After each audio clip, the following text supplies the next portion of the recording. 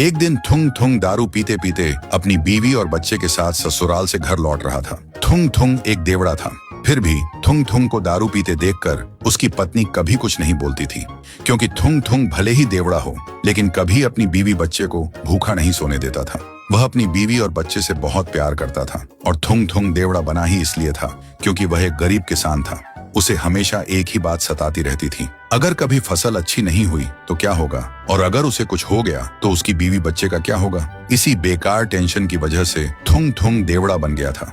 लेकिन जिस गांव में थुंग थुंग रहता था उस गांव में एक पुराना राज था। उस गांव के बाहर एक पुरानी हवेली थी और उस हवेली के अंदर एक बड़ा सा आईना रखा था जिसके अंदर सिर्फ काला अंधेरा था। लोग कहते थे वह आईना चेहरा नहीं नियत देखता है और उसी का भविष्य दिखाता है। और कहते हैं कि बहुत साल पहले एक आदमी जब उस आईने के पास गया तो आईने ने उसे अपने अंदर खींच लिया था। इसीलिए सालों से किसी ने न उस हवेली में घुसने की और न ही उस आईने में झांकने की हिम्मत की थी।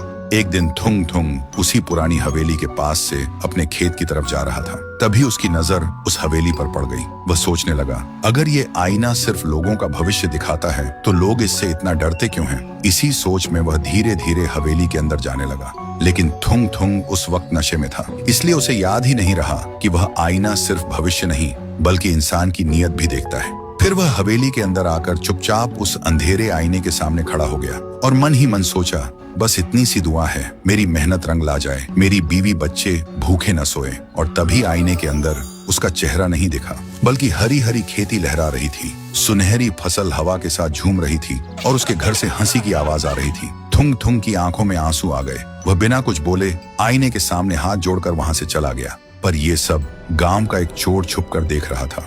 ये सब देखते ही उसके मन में लालच आ गया। वह सोचने लगा, गांव वाले झूठ बोलते हैं, ये आईना तो जादुई है जो लोगों का भविष्य उजाला करता है।